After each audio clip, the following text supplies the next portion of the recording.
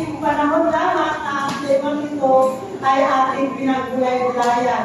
Na ang ating dalangin na nawa, ito ay kung ano ang tema ay talagang nagmamanifest din po sa ating mga buhay. Amen po ba? Amen. At talagang hindi lang sa workshop, kundi malalakaran natin ito habang tayo'y nabubuhay. So sa umaga po ito, mayroon po tayong pamagat na the hidden power of true humility. Praise the Lord. So, bigyan tuloy-tuloy lang po tayo na matatagpuan sa James 4:6. So, yun nga po yung binasa natin kanina. Sabi nga, ulitin ko lang, God opposes the proud, but gives grace to the humble. So, talagang dito, paulit-ulit po tayong pinaalalahanan the whole month ng August na kung saan ito po nagbibigay diin. Ulitin ko po, nagbibigay diin po ito sa ating lahat kung gaano kahalaga ang kahalagahan ng pagpapakumbaba sa harap ng Diyos.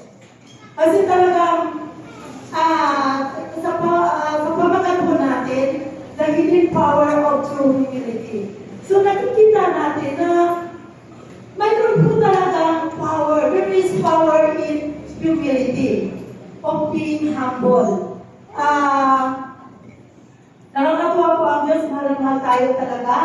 Kasi nga, patuloy niya tayo tinuturuan at pinaalalahanan at ginagabayan. So, pagiging humble po, ito po ay source po nating lahat na magkakaroon tayo ng courage and joy and unstoppable strength sa ating pang-araw-araw na pamumuhay. So, kailangan po talaga at mahalaga po na magkakaroon po tayo ng spirit of humility. Hindi tayo hambog, hindi tayo proud. So, kung ano lang ang mayroon tayo, pwede natin ipagmalaki kung ano ang mayroon tayo si Kristo. Amen po ba? Amen. Praise the Lord.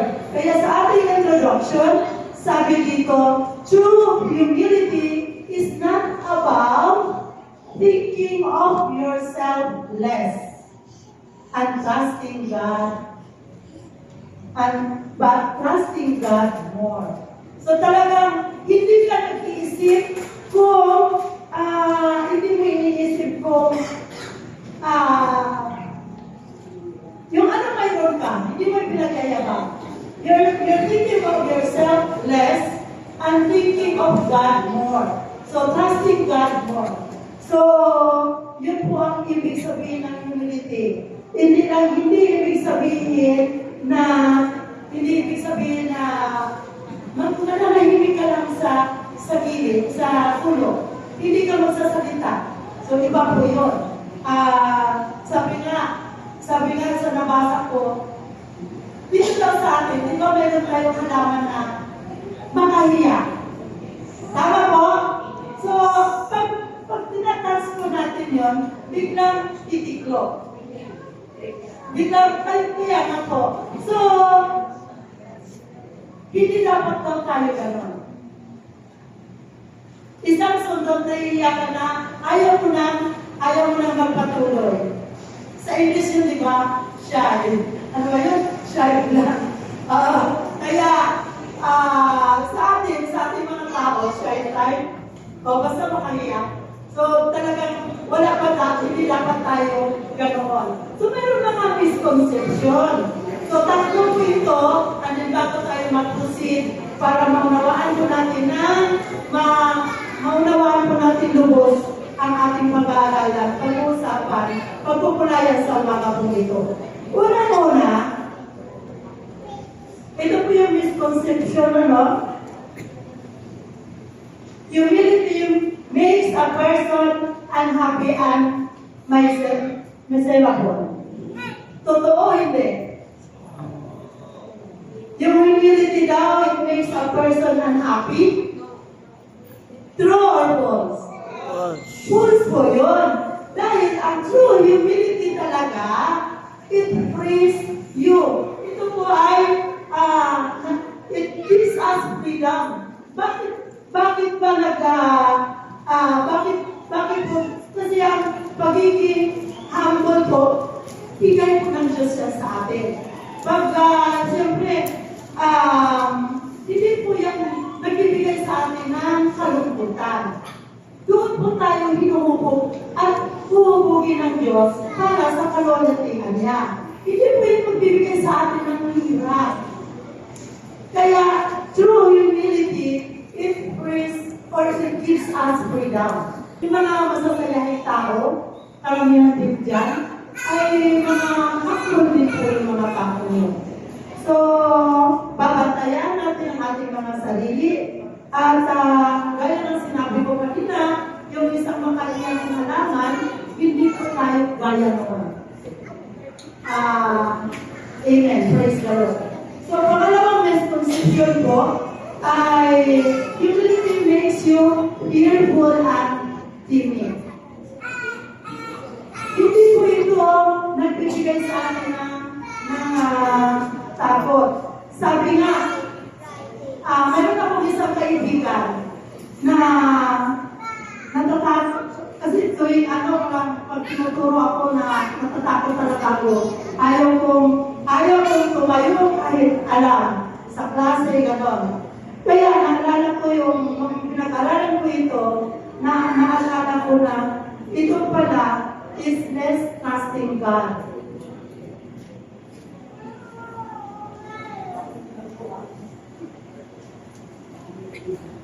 Tao na nanahimik, takot, yun pala ay talagang totoo naman. It's less trusting God.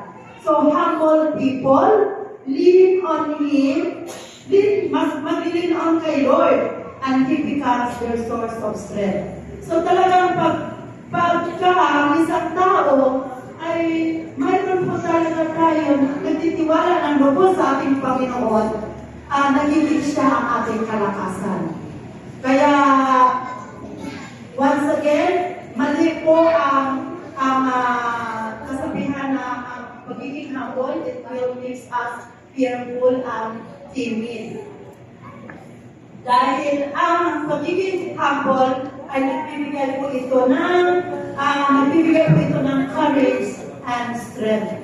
At talagang nagpupulso tayo, hindi tayo umuuro. So, through humility, ang tunay na pagkaroon ng ganitong katangian na maging mapagpakumbaba ay tunay na nagkakas out ng takot. So, bitin po, hindi tayo ay mag-pursue at tumingin tayo kay Lord, the author and the finisher of our faith. Yan po. So, sabi nga sa Isaiah 51:12-13, sabi dito, I am He who comforts you. Who are you that you are afraid of man who dies, and have forgotten the Lord your Maker? So parang pinakalimutan natin na kung takot tayo. Magtiwala tayo sa Lord who can do greater things sa ating mga buhay. So, praise the Lord. Tandaan natin, ang fear of man, yung takot ka humarap, pag-ipag-usap sa tao, is actually a pride in disguise. Pride po pala yun. Hindi natin, ang ating iniisip, baka anong sasabihin nila. Isa po ako sa nasaway dito, na baka hindi ako marunong, baka ano sabihin ng mga tao sa akin.